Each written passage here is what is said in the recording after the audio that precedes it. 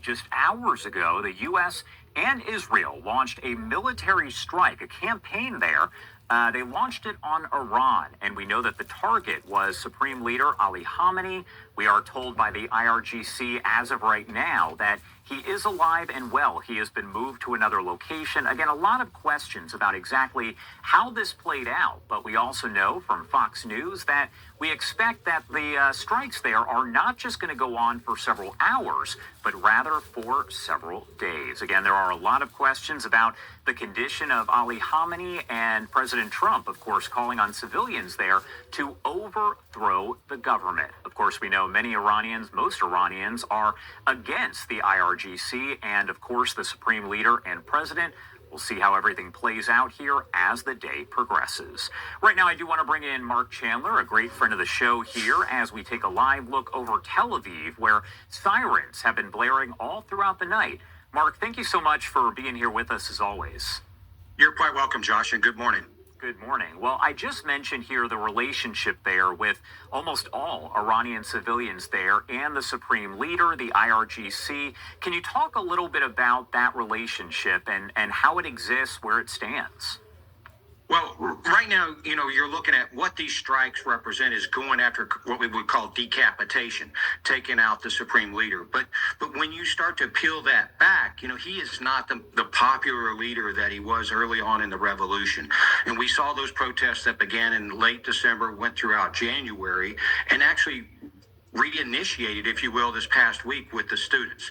So you've got that uprising, that popular uprising that has been taking place, and probably is a signal of a little bit of more weakness in this regime you've got. However, the Trump card, no pun intended there, is the fact that you've got the IRGC. They're the ones that are the most loyal to the regime, the most religious, fanatical of the military, but they're also the best equipped, the best trained, and the best fighting force that they have. So they're there to carry out the Supreme Leader's wishes, and they're going to be the ones that we need to take care of quickest. They're also going to be the ones that are going to oppress the citizens. Any kind of popular uprising, the IRGC is going to make sure that they focus on internal security as well as any counterattacks to the U.S. So when we're looking at that relationship, you still have a strong, solid, fanatical core security force that's going to try to maintain regime power over the citizens and against any U.S. and Israeli strikes. Do you think we are going to see these protests really start to pick up again? We know that back in January, there were many of them that basically took over cities like Tehran and other locations across the country. They died down. We know there was the internet blackout that appears to still be an issue there. Do you think we are going to see those start to pick up? I actually think we might. Probably not today. People are going to have to figure out what really is going on with this first wave of strikes that we're looking at. But the fact that we saw students start to take to the streets again over this past week, I think what is happening is there's a security breakdown inside of Iran. I don't want to overplay that and call it a collapse, but I think that the students felt strong enough that they could go out and begin these attacks. Maybe they felt support from the United States.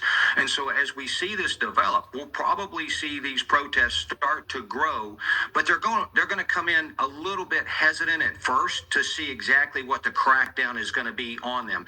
And then we should see them grow. They're going to feel emboldened to go back out on the streets, especially if they feel that, when Trump said help is on the way, that help is truly on the way. It's not going to be easy. It's definitely going to be ugly as they come back out and security forces crack down. But I think there may be some momentum at this stage. It's just a little too early to tell, but we could see more protests. Absolutely. And one thing I was going to ask kind of on that same note here, it's always possible due to the internet and other blackouts that are taking place that maybe the Iranian people aren't even aware of specifically what's happened there with the strikes, but also that President Trump's message is out there. They may not get that message, right? No, I don't think they're going to be getting that message, in real time. I do think that there is kind of a network that's set up. We smuggled in some Starlink receivers to try to open back up that information flow. So there is an undercurrent that can move the information around, but definitely not as fast as it would have before the internet shutdown. You know, Iran has taken chapters right out of China and Russia internet control. So they're going to try to clamp that down. But I do think that you're going to start to see word of mouth and some localized information start to spread around. Not as fast as, say, late December, early January, but it will start to gather. That's why I think the momentum that we're going to see is going to kind of build up over time as that information starts to flow. Plus, there's going to be a lot of question as these strikes widen out.